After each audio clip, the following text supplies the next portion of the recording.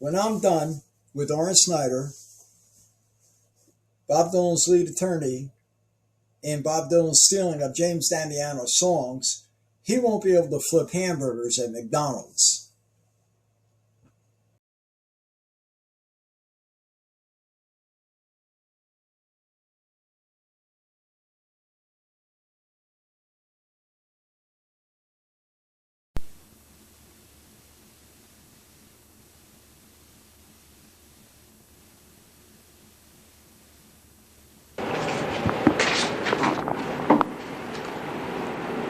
This is the videotape deposition of Elliot Mintz in the matter of Damiano versus Sony Music and Bob Dylan.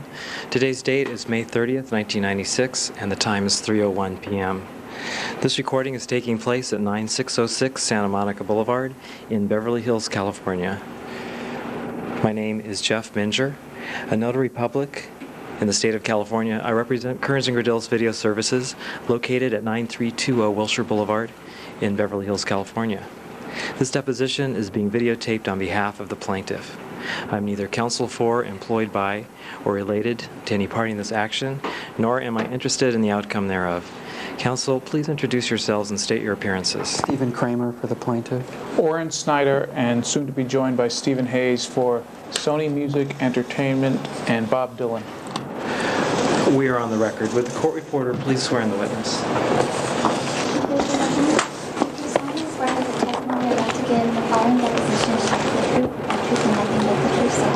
I do.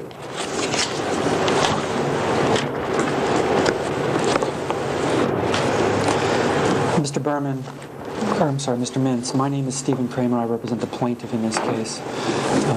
Have you ever given a deposition before, sir? Yes. And have you ever given a deposition before in connection with any matter relating to Mr. Dylan? No.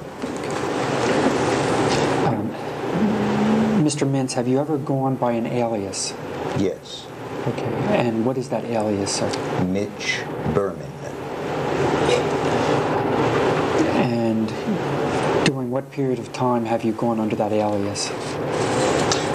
From approximately October of 1980 through the present. And are there any documents that you have in your possession at your office or anywhere else that purport to identify you as Mitch Berman? No. What is your profession, sir? I'm a media consultant. And how long have you been in that profession? Since approximately, give or take, since 1975, 76. 20 years. And how long has Mr. Dylan been your client, sir? Since, I believe, October of 1986, approximately 10 years. And I take it you're represented today by Mr. Snyder? Is he your counsel? Yes. Okay, you used the word salary. My fee. Was that intentional? Or your fee? Salary or fee, income. Okay, you're not an employee of Mr. Dylan, are you? I don't know how I'm represented by his accountants, but I am retained by Mr. Dylan full-time. Full-time? Yes. Oh, okay, I apologize, I was not aware of that. Okay. Oh, yes, full-time. Okay, so what are your duties, and what have been your duties with Mr. Dylan in the past 10 years, sir? My duties fall under two basic categories. One is to function as a media relations person or press person between Bob and the media. And the second is to deal with what we refer to as delusional fans, problematic people who enter Mr. Dylan's life. Those are the two areas that I operate in. Has anyone shown you any of the lyrics that the plaintiff in this case contends were misappropriated? Yes. Okay. And have you had occasion to compare them to any of the lyrics that the plaintiff contends constitute the infringing material published by Mr. Dillon or by Sony on behalf of Mr. Dillon? When you say, have I had an opportunity to compare them, you mean... Match them up. No, I have not. Okay. Are you aware, one way or the other, whether there are a number of lines to a number of Mr. Dillon's songs that match lyrics copyrighted by Mr. Damiano almost identically? I am not aware. Excuse me. I'm just going to... okay, we have the standing... I thought we objection. did. Sorry, you're right. Sorry. Go ahead. I am not aware of any such comparison. Okay, so just so I'm clear, before we move on to another subject, no one has shown you and matched up for you that there are lyrics on Mr. Dillon's songs that verbatim, almost verbatim, match up with lyrics copyrighted by my client? No, no one has shown me anything suggesting that. Okay. Let me talk first about the way your documents are kept, if I may, sir. Ms. Capri testified earlier today that there is a file for Ruth Tarangiel called Ruth. Is that correct? Yes. Okay. And that file, I take it, is in your office? Physically located in your office? Physically located in my office, yes. Okay. Are you familiar with that file? I am. Okay.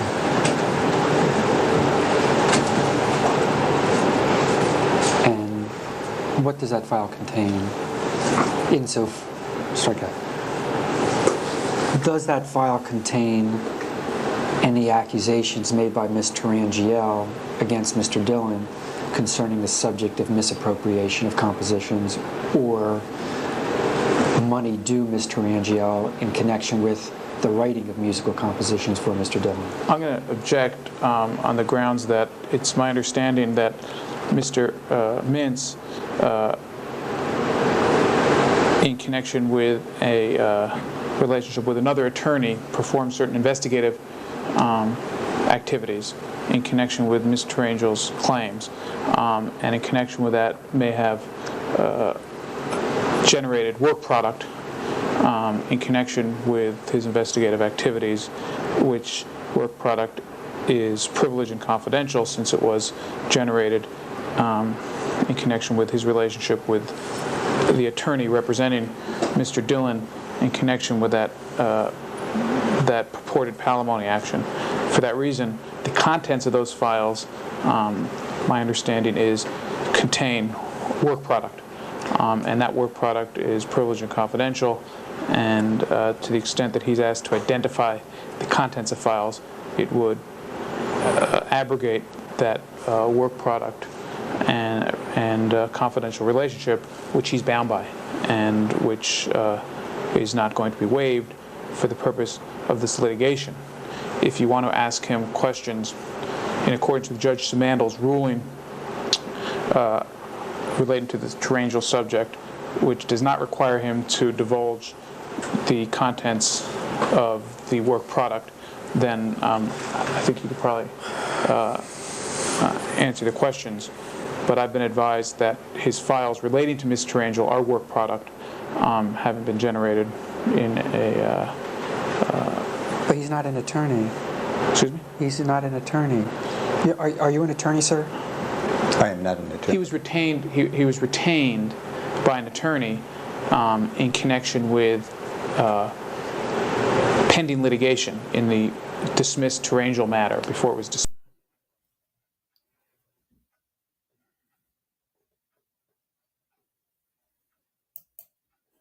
I would like to point out that many times during this litigation, Bob Dylan's lead attorney, Oren Snyder, misrepresented the truth, or, in other words, blatantly lied. In this segment, Mr. Snyder states that the Tarangiel lawsuit was dismissed, which it was not. You can read for yourself that it was settled privately out of court.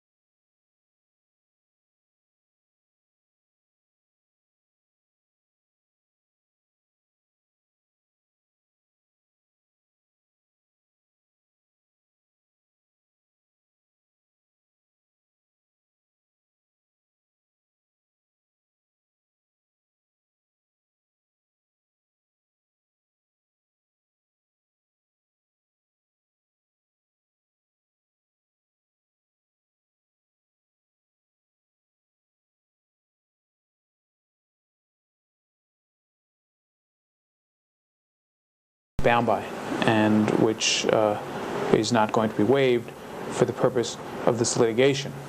If you want to ask him questions in accordance with Judge Simandl's ruling relating to the Tarangel subject, which does not require him to divulge the contents of the work product, then I think you could probably answer the questions. But I've been advised that his files relating to Ms. Tarangel, our work product, haven't been generated in a... But he's not an attorney. Excuse me? He's not an attorney. Are you an attorney, sir?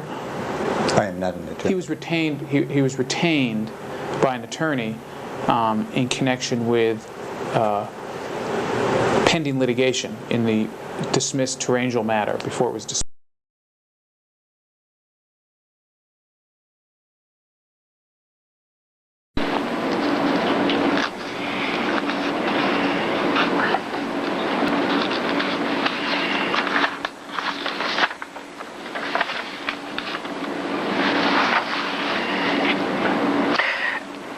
Let's go back to the Jones Beach concert, if we may, to the time when you offered the tickets to Mr. Damiano before the concert actually took place.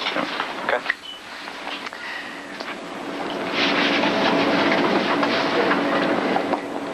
During that point in time when you offered the tickets to him and before he actually went to the concert, did you ever say to him or suggest to him that maybe he should bring some of his songs with him? No, I did not. Right. Do you deny saying that, or is it you just don't recall one way or the other? I deny suggesting to Jim that he bring songs along with him. I did, however, concur with him when he asked me, do you think I should bring my songs with me?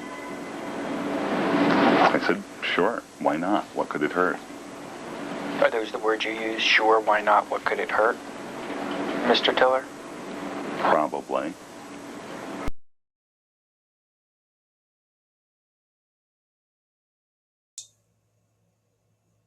When I'm done with Oren Snyder, Bob Dylan's lead attorney, and Bob Dylan's stealing of James Damiano songs, he won't be able to flip hamburgers at McDonald's.